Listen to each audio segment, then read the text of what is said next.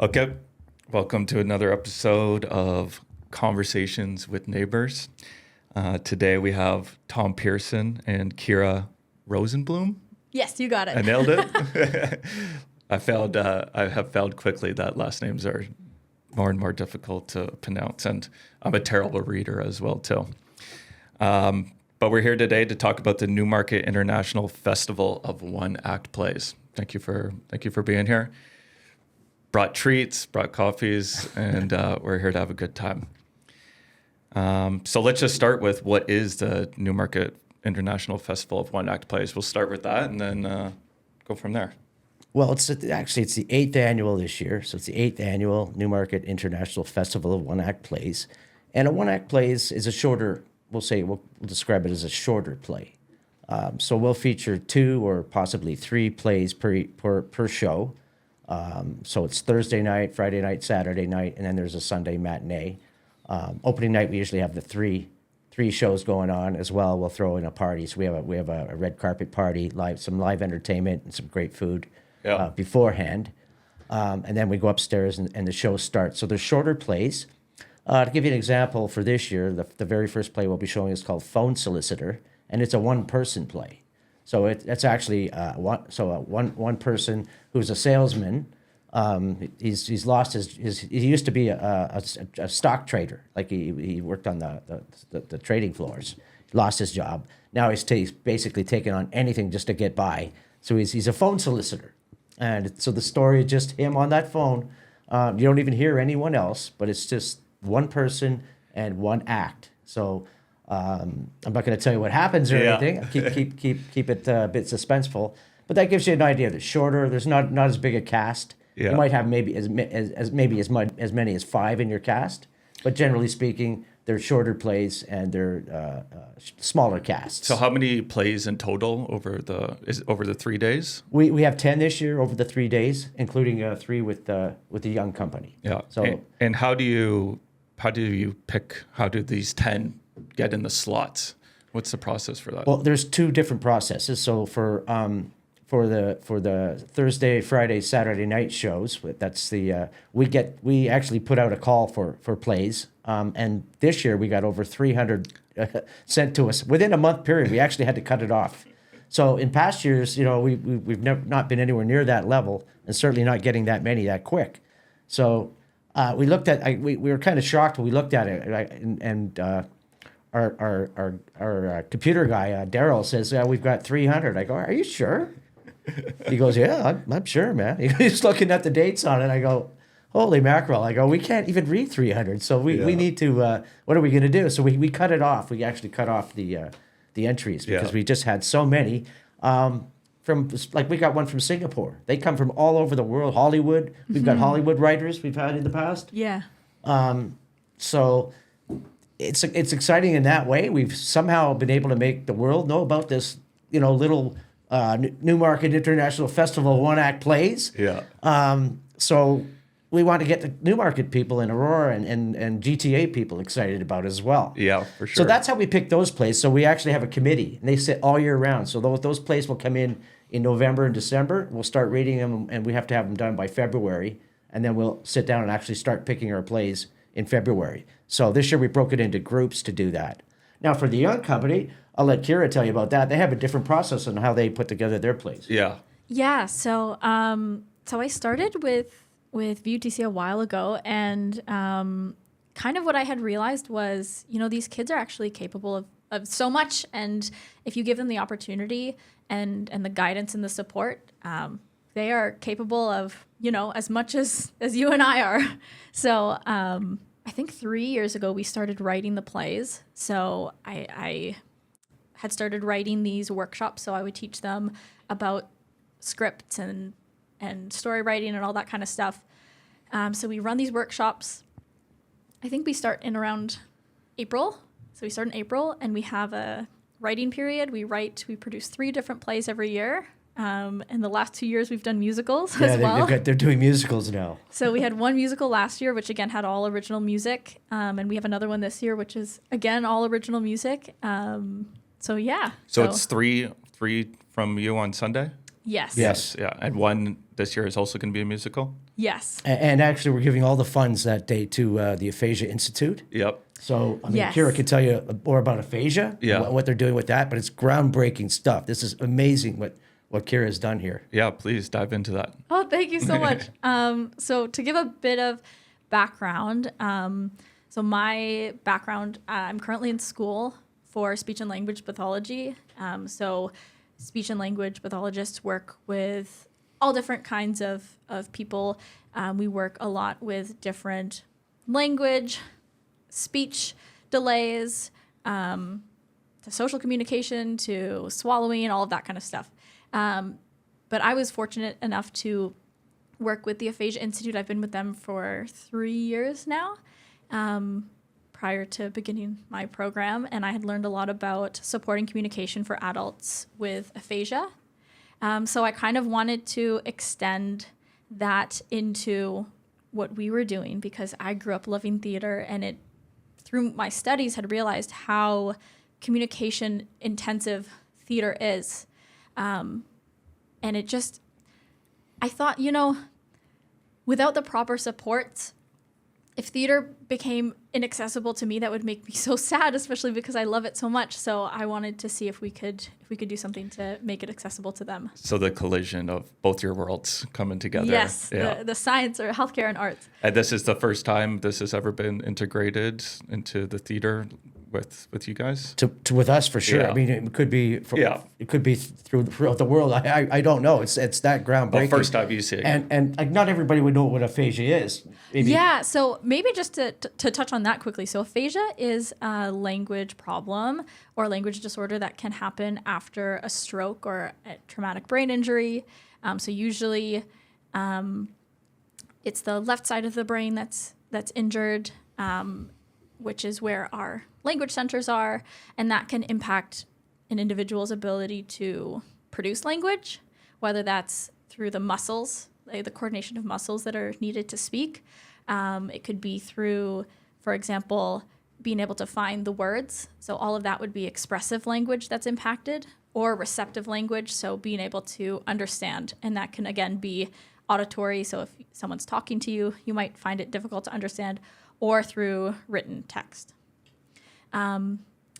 But one of the things that's super important to remember is that adults with aphasia and people with aphasia are competent. Their competence is not impacted, even though their ability to communicate is. So that was kind of just something I really wanted to be able to help spread, and yeah, even just to show the supports that can help facilitate communication for adults with aphasia. So really excited about that. So it's aphasia accessible. Not only are we able to make it wheelchair accessible, but also now we're getting into a whole new groundbreaking area of making aphasia accessible for people with aphasia. Yeah. And just for example, Bruce Willis, for example, has he has aphasia. Yes. So that's, if people were trying to relate to what it is and how to sort of look at it, they could take a look at Bruce Willis and what's happened to his life. Yeah, for sure. That's amazing. Must be very exciting. So when is the festival, and where is it? Well, the festival's at the Newmarket Old Town Hall. It runs September 5th to 8th. So it's the 5th is a Thursday. So if you get tickets for the opening night, actually, tickets for the whole festival are only $50.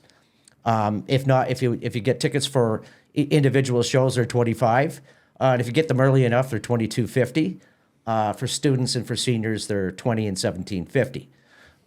But it runs September 5th to 8th. The Thursday night is the opening night. We're having a red carpet party before the first shows. So if you buy a ticket the opening night, you get to get into all the bells and whistles too. You get the party. We're doing foods by millions mouthfuls. Oh, wonderful! Yeah, we have beer and wine there as well. Trevino is supplying the wine. Market Brewery supplying the beer. So it's going to be an awesome, fun night even before it even starts downstairs in sort of the red carpet party area. Yeah, that's incredible. The mayor and all of them, they come out and support. It's been Newmarket, the town of Newmarket has been very supportive. Actually, they give us an office that we can meet in throughout the year, because this isn't something just gets thrown together. It takes us all year to put this together, from receiving the plays to reading them. We meet every single month. we create committees. It's a long, drawn out process that it's something we have to actually work on all year round. Yeah. And we're working with volunteers too, right? So I mean, it is a challenge at times, I'll say. And we're always looking for people. So if anybody out there wants to volunteer, come to help us with the stage handing this year, or greeting, or anything along those lines, we're happy to have you. We usually have a lot of students each and every year that come out and help out as well. So it's a lot of fun. We also live stream it. Let's say you're a playwright and you're living in Hollywood. They can gather with their friends and family and buddies and share the link. And so we're able to live stream sometimes it's a world premiere. So we live stream that world premiere right to them. So yeah, not only is it live in the theater, we actually started that during COVID, because we were only allowed, at one point we were only allowed a 50% audience. So we brought in live streaming so that we could at least keep it alive, keep the festival alive. Yeah. And we've just kept it ever since. So we have the best of both worlds there, I think. Love it. Where do people get tickets if they want them? If you want tickets, you can get them at newtix.ca. So that's the Town of Newmarket website where they sell all the tickets for the plays. You can also get them at the box office, which is on Mulock Drive there, the New Roads Theater. Yep. Yeah, so you can get them at the box office there. You can get them online at newtix.ca. And also you can get them up like a half an hour or an hour before the show at the actual Old Town Hall. Unless it's sold out. Unless it's sold out, and that opening night may Yeah. very well be. So I would get your tickets if I were you. I love it. It's exciting, and I know it's a lot of hard work that goes into it. Like you said, it's like a full year. It breaks down into 3-4 days, and then just go. And even it's exciting that we're able to actually give springboards to actors and directors. This year we got 2 new directors that they're very experienced actors. They haven't directed before, but we brought in a sort of a supervising director. We already had her on board, but we just kind of created a position for her. Instead of her directing a play, she's now directing directors to direct these plays. And we brought on also a professional adjudicator. So that's something we haven't had before. Yeah. What's that? An adjudicator is somebody who's, I guess, specifically they have the knowledge and the experience and the education to kind of critique Yeah. what you've done on the stage, and also they're gonna decide our awards this year. So in the past, like, there are people that hate awards, but they still think that you need to have them. Most festivals will still have awards, whether people believe in them or they don't believe in them. Me, I'm on the fence on that, but at the same time, I do believe if we want to be a viable festival, you have to have it. But how do you choose? So we used to put together a panel of people deciding, but who are they to decide? We didn't, you'd get questions. Oh, well, are they qualified? Is that person qualified to decide whether so you got a lot of that. So we brought in a professional adjudicator. They're totally neutral. They're going to take all of that out of the play. And at the end of each play, they will give sort of a critique to the directors, what they did well, what they could do, maybe have changed and whatnot. And then they'll come to our awards night and hand out the awards. Nice. And you've loved theater and around this world your whole life, or what's your passion for it? I grew up doing lots and lots of theater, and actually mostly music. So I grew up playing piano, and I studied opera for 10 years, and I thought it was Didn't know. I would have to get her to do some opera. well, it was either arts or healthcare, but I'm happy that I'm still able to do both. Yeah. But yeah. Yeah. How about yourself, Tom? Are you always around the theater world? Well, I loved theater when I was in school. That I took drama and I got very high marks in that. I kind of got out of it and got into more film stuff. But this, I saw they posted something looking for people, and I thought, you know what? I got involved in theater. I did a musical with a theater company, and my kids got into theater, so I started doing set design and things like that at one point. I thought, yeah, I wouldn't mind getting my hand back into theater. It's local, so Yeah. So I just sort of started out. Then I ended up really mean now. Now I'm the president of the company now. But at first I was just kind of wanting to get involved, Yeah. right? And that's how it all begins. And I think it's just all the people that are there. They all share the passion for it, right? Yeah. And that's what I like too. It's a sort of a camaraderie when we get together. Everybody, they all seem to love what at the end of the day what we're doing, and they love plays, and they love Yeah. they love the whole package, right? So like that's what we all have in common, I think. Yeah, I love it. My cousin Landon Doak, he played in 2 of these plays. I don't know, maybe 5 years ago. But he has been in theater for his whole life. So I've seen many plays that, and now he's putting on his own plays. He does Alice in Wonderland in the Distillery District. So they've been doing that show for quite a bit now. So they've done that. I've seen that show probably 4 times. It's a cool experience. Now he's traveling around, but theater is his go-to. We don't have those kind of budgets. Yeah. But what we do have are stories, right? That are we try to keep it to basic lighting and basic sets. Yeah. Because because of the way it is. So when one play's done, we got to have another one come in right away. For sure, yeah. For example. So basically, you can create moods with your lighting and things like that. You don't necessarily need excessive sets with what we're doing. Yeah. It's more like focused on the stories, right? For sure. And we think we picked a good array of stories this year as well that kind of hit everyday life stuff. I won't get into all of it, but we do hit things like Kira's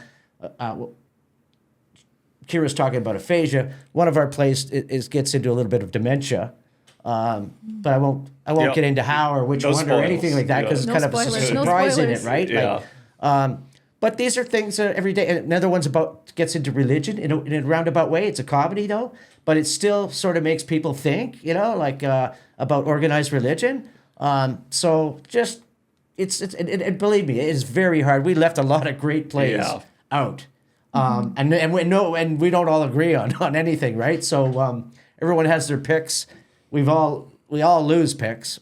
I lost many of mine, but you got to at some point. I trust it. I more trust the people that are like the directors that have been doing directing for years, the playwrights. I trust more their instincts than my own when it comes to reading the plays and deciding which ones should get produced. So I'll take a back seat to that any day of the week. But I do read through them all so that I know. I actually end up being the stage manager most times, so I need to know everything about each play that we're doing and kind of have an idea of how long they go, where the lighting would change, and things like that. Love it. So why do you think people should come to the festival? What can they expect? Why should people come? Well, first of all, theater is like no other. It's not like nothing else out there. I mean. So you got to support your local, like you had said, but this is more than local. I mean, we've got an international array of interest in this. So you come out, support it, keep it alive, but come out and get entertained. I mean, seriously, these are fun, entertaining plays, and they're not long. So the attention span of people seems to be a bit shorter these days. So in that sense too, it's also quite interesting that you can come in. Watch for like 20, 25 minutes, have a 10-minute break, come back, watch the next one. Some of them they're no more than 50 minutes long, right? Yeah. And then there's a bit of an intermission. They can go get a drink or a snack or whatever. Yeah. And but to just come out and also you're mingling with other people. It brings townsfolk together as well. And then there's discussions that happen. They'll watch a play and then it might bring up an issue or a subject. And it's touched on someone, and they would talk about it and talking about it amongst themselves. And like last year, for example, we had one play that was it was about 2 homeless guys. It was written by an Indigenous writer. We were very lucky to get that play in the festival. But I got the MP Tony Van Bynen to come out last year, and to me, so you're bringing him in front of this play about 2 homeless guys, but they're not saying that all the stuff we're doing is wonderful, the food banks, any of that. It's not a feel-good kind of story, right? There's no happy ending either. At the end, they're still homeless. Yeah. But it's something that if you got people there, like Tony Van Bynen, for example, the MP at the time, it can affect them. It can shape even decisions they make in those areas, right? So it's to me, there's so many positives to theater that, especially the type of theater that we're doing, is so unique. If you haven't experienced it yet, you really do have to come out and check it out. I love it. Yeah. I encourage everyone to get tickets and go out and support. It sounds like it's going to be a ton of fun. And make sure you come out to the Sunday Definitely show, gotta come to the because Sunday. we're giving all the Yeah. funds that day to the Aphasia Institute as well. And they always have great plays. It's more of a family day. So the Sunday, I would say, bring your family. Yep. The other nights, just leave the kids at home. Yep. Right? Yeah. Generally speaking. Yeah. Yeah. You know, have a date night. Yeah, for sure. And we now also we have a contest going on, so you can win night out of the town, I guess you could say. Tickets to the festival, a stay in the new hotel there, the nice. Postmark Hotel. Very nice. And also a historic walk tour through historic downtown Newmarket by the History Hound. So nice. and we'll give T-shirts and hats with the logo and stuff on it as well. That's a contest that you're running? Yeah, yeah. Okay. So if you want to know how to get into the contest, Yep. go on our Facebook page, the One Act Play Festival, Newmarket International Festival of One Act Plays, the Facebook page, or the Very Useful Theater Company page. They have instructions there on how you can enter, and essentially you end up having to answer this question: when was the postmark? When was the? I guess it wasn't the Postmark Hotel originally. It was the post office. Yep. When was it built? Okay. Love it. And as we close here, do you have any other thoughts, any other discussions that you would want to touch, or do you think that we covered it all? Well, I was just going to say that just to add on to why people should come, I think theater is such a human experience. I mean, I think that it's so cool to, when you're sitting in the audience thinking like, oh, wow, like somebody wrote this story. Somebody had something they wanted to share, had a story to tell, and they took the time to do that. And then the directors and the actors and, the stage production kind of all came together to tell these stories. So it's just such a magical thing.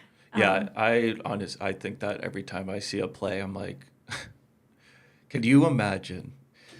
You have an idea, and all the steps that were taken, and all the reps put in, all the practice, and all the things. Yeah. And all these different elements to put this piece together. I find it incredible every time. That's another thing. I mean, we have rehearsals going it's hard to get people to commit to things in the summer, believe me. But we have them rehearsing all summer long. We get the Optimist Hall for the most part for that. They've been really good to us. Most of our sponsors are guys like the Optimists, Rotary Club, the BIA, Newmarket BIA.